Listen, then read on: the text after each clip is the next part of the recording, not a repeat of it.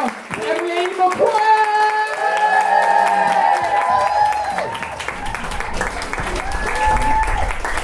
Thanks, guys. That was lovely.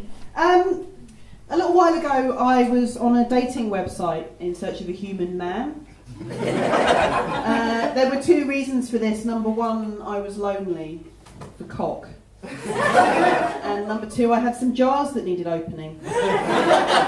So I logged on and I got a really, really lovely message from a guy, and his name was Jizz Dispenser.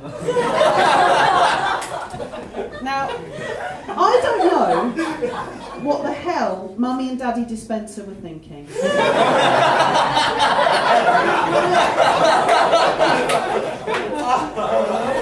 they not have gone for a more traditional name, you know, like Napkin? Pez? Even soap sounds kind of French. But it occurred to me that maybe it's an old family name and he just comes from a long line of jizz dispensers. As I suppose technically do we all. That last bit is more of a philosophical point than a joke. But I bring it up because some people find it really hard to swallow. Yes. I feel like apologising to the man that just went, oh. Just in case any of you are worried, by the way, I'd like to point out that despite the configuration of my face, I am not actually the ghost of a Victorian child. It does confuse people because what I've got going on up here is a look for pouring a window pane at 2 o'clock in the morning and saying things like, why couldn't we have had crumpets at Michaelmas? Why? For me, most days are Halloween. The problem with having a freaky child face is that people do sometimes treat you like you're a freaky child. And this particularly happens to me in the office. Like, I'm trying to explain things to my colleagues and suddenly they'll cut me off and hit me with one of these. Emily, are you making a spreadsheet there? You are, aren't you? And I bet it's the best spreadsheet. Yes, it is. Yes, it is. And in the end, I have to say something. I'll just go, come on, guys, I'm chairing this meeting. And they'll say, that's nice, do you want some sweets? To which the answer is always yes, because no one turns down sweets. But it occurs to me what I have to contend with at work isn't so much a glass ceiling as a glass curly-whirly. So those fuckers have holes, but you cannot get your head through, and believe me, I have tried. When I was a child, I didn't have the Victorian orphan thing going on. I'm aware that tonight it's more kind of a neck-up thing. So up here, Victorian orphan, down here, oh shit, Auntie Sharon's got into the sherry again. When I was a small child, I looked more like a sentient ball of hair, which was good in a way because we always used to play Star Wars on the playground, and we were never short of a Wookiee. And now I'm in my 30s, and the outline of my head still resembles a curly Darth Vader, which is evil, but also fabulous. So that was my childhood in the 80s, but I have to say that these days, like a lot of 30-somethings, I really struggle to remember much about the 90s, and I think that's because of all the pills.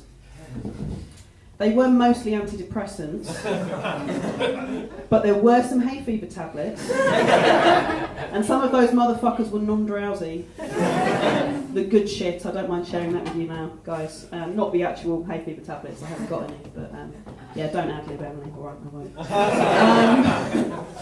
But these days I'm sort of keeping the spirit of the 90s alive by still having depression and also anxiety. I'm not showing off, I am a little bit. All it means for me is that a bad day is when the anxiety goes, Emily, panic now! And the depression goes, I don't see the point. And people try to help by suggesting things I can do to make myself just distract myself. So they'll say things like, Emily, you need to get yourself some hobbies. What you should do is you should make some bunting with swear words on.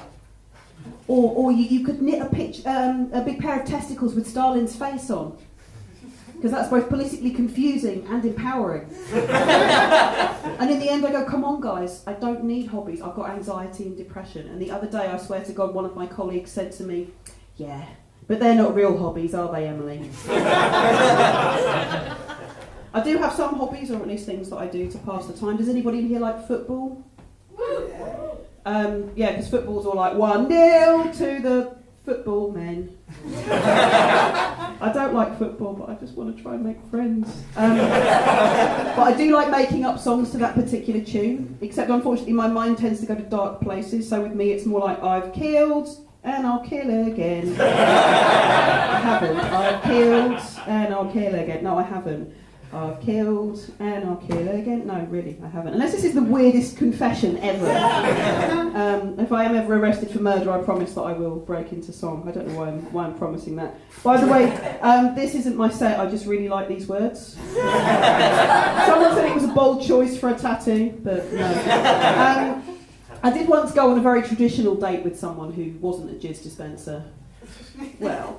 by which I mean we spent 8 hours in the pub and then he stayed over. And in the morning I sent him on his way with the words, "I'm on antidepressants, call me!" And he did. So, sad vagina, still a vagina. We weren't going out for that long because he realised that there's a limit to the number of times you can use tears as lubricant. It's true, saline is drying. Which is exactly what a friend of mine said word for word when I explained that joke. He went, "But that doesn't make sense, it's saline." Which is weird, so again, facts rather than jokes. But when I was a teenager, we obviously didn't have the whole online dating thing, so we used to have to go to clubs, and one night, emboldened by alcohol and weed, not cannabis, we just licked nettles in the woods. Tongue abrasion can make you really cross. I tried to chat people up by shouting song lyrics at them. Which was unfortunate because I was kind of into a lot of kind of doomy indie stuff and also a bit of industrial, a bit of metal. I used to sort of think about maybe chatting someone up with a bit of 9 Inch Nails. So you go up to someone you like and go, "I want to fuck you like an animal." But then you think, but what if they ask you what kind of animal? What are you going to say? Because if it's a wolf sex lasts for hours. So that would mean that I'd have to miss out swimming club in the morning. And if I said a mollusk, that would be basically me saying, let's just go home to our respective houses and fuck ourselves. I also once attempted to chat someone up with a Manic Street Preachers lyric that went, "I know I believe in nothing, but it is my nothing." And the boy in question said, "What does that mean?"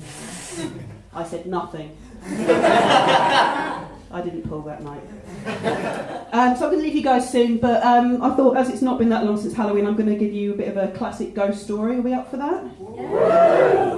Can we hear some spooky noises? Oh, lovely. Magnificent.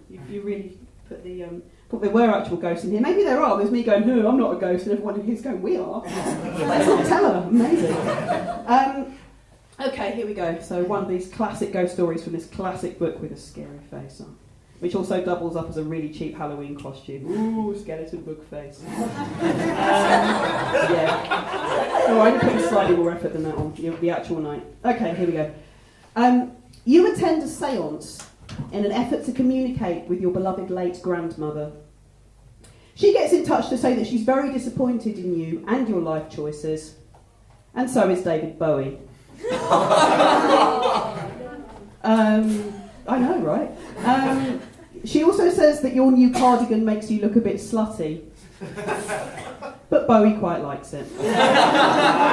And one more thing to leave you guys on. I live in London, and it's great, but it's really fucking expensive. But something I have found is that there is good money to be made. You know, there's a way for a woman to make her way in the big city, though it is slightly unsavoury, and that is I have been getting some extra cash by renting out my uterus. As a small studio apartment. I know it's wrong, but the decor's interesting. And it's very definitely next to 2 tubes.